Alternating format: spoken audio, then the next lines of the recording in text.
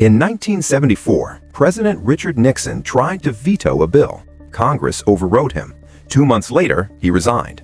In 2016, Congress delivered the ultimate slap to President Obama, overriding his veto on a bill that would later become a legislative nightmare. The presidential veto. It's one of the most powerful weapons in American politics, yet Congress can strike back. But how does this constitutional chess match actually work? And what happens when an unstoppable force meets an immovable object? Stick around, because what you're about to learn will change how you see every political showdown in Washington. The presidential veto is more than just a president saying no. It's a constitutional power that sits at the heart of America's system of checks and balances. Every time Congress passes a bill, the president holds the fate of that legislation in their hands. Sign it, and it becomes law. Veto it, and Congress must either accept defeat or gather the strength to fight back. But here's what makes it fascinating. The veto isn't absolute. The Founding Fathers designed a system where even the president's rejection can be rejected. It's political theater, constitutional drama, and raw power politics all rolled into one. Today, we're breaking down everything you need to know about presidential veto power, how it works, the different types of vetoes, the override process, and the historic battles that have shaped American democracy. Whether you're a political junkie, a student studying for an exam, or just someone who wants to understand how power really works in Washington, this is your complete guide. The Constitutional Foundation. The presidential veto power comes from Article 1, Section 7 of the United States Constitution. The founders didn't just randomly decide to give presidents this power. They were terrified of tyranny from any branch of government. They just fought a war against a king who had absolute power, so they created a system where power would be divided, checked, and balanced. The veto is the president's constitutional brake pedal on congressional legislation. It's the executive branch's way of saying, hold on, let's reconsider this. How the basic process works.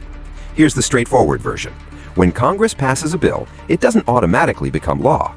The bill goes to the president's desk, and then the president has 10 days, not counting Sundays, to make a decision.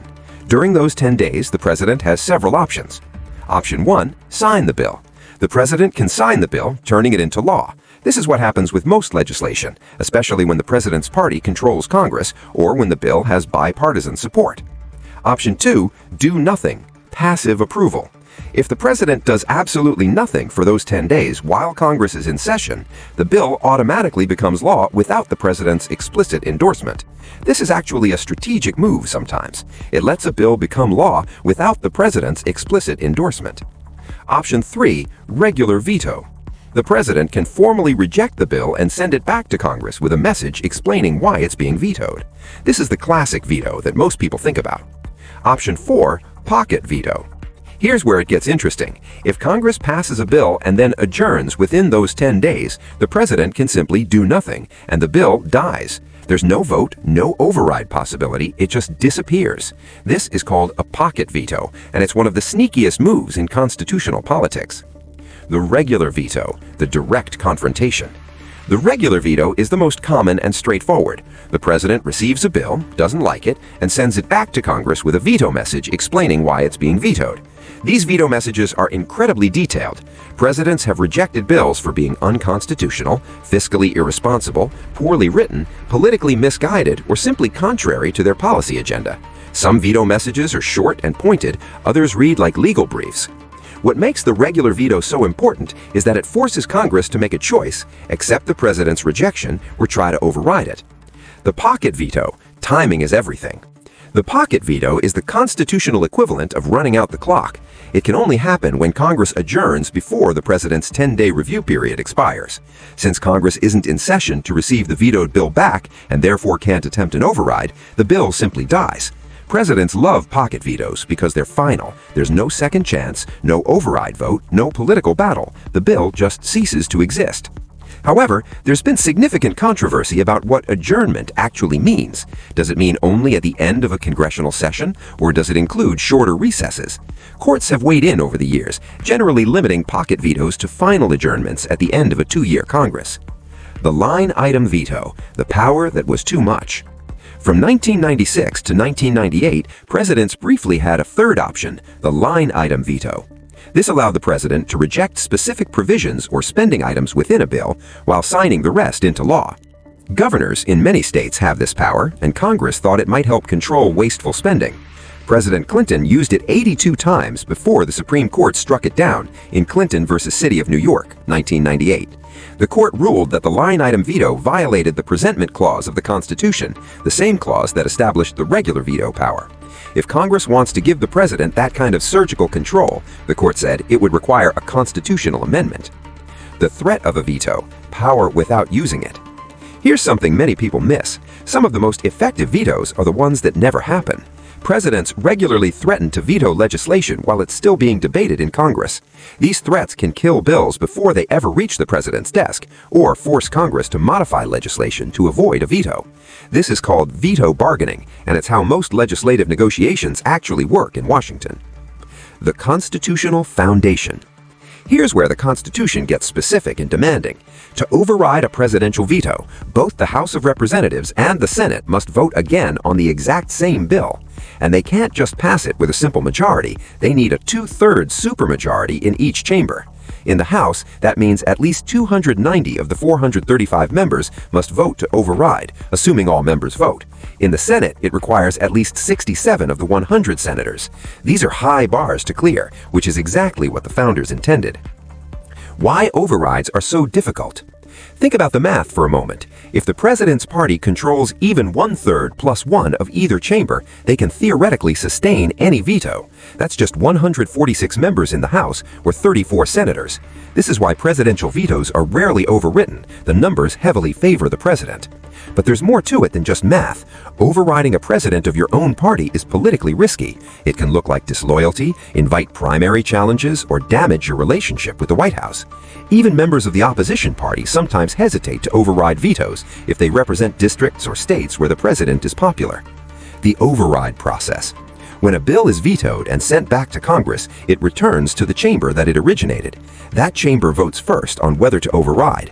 If the override fails there, the process stops. The veto stands. If the override succeeds, the bill moves to the other chamber for their override vote.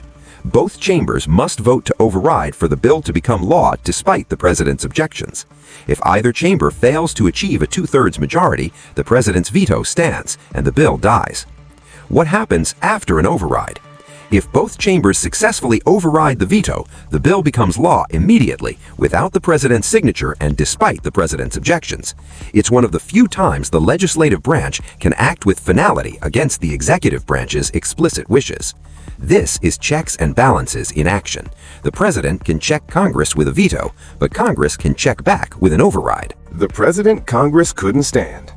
No discussion of veto overrides is complete without talking about Andrew Johnson.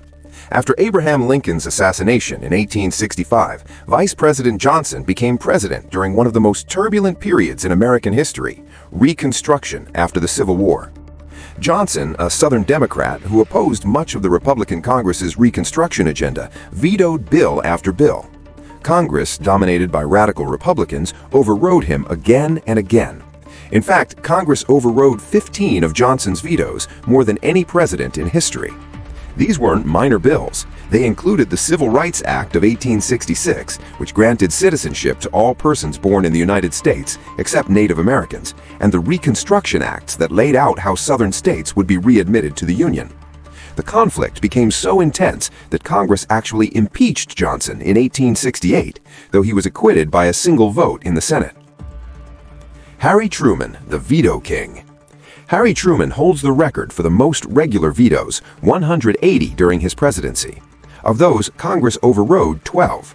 Truman wasn't shy about using his veto power, rejecting everything from labor bills to tax cuts to legislation he thought encroached on executive authority. One of his most famous override defeats came with the Taft-Hartley Act of 1947, a major labor relations law that restricted union activities. Truman vetoed it, calling it a slave labor bill, but Congress overrode his veto with overwhelming bipartisan support. Gerald Ford, veto battles in the 1970s. Gerald Ford vetoed 66 bills during his brief presidency and was overridden 12 times. Ford faced a Democratic Congress during economic turmoil, and his vetoes often centered on spending bills he thought were fiscally irresponsible. Interestingly, Ford is the only president to have never been elected as either president or vice president. He was appointed VP when Spiro Agnew resigned, then became president when Nixon resigned. Yet he wielded the veto power aggressively. The 2016 override of Obama, a warning ignored. In September 2016, Congress delivered a stunning blow to President Barack Obama by overriding his veto of the Justice Against Sponsors of Terrorism Act, JASTA. This bill allowed families of 9/11 victims to sue Saudi Arabia in U.S. courts.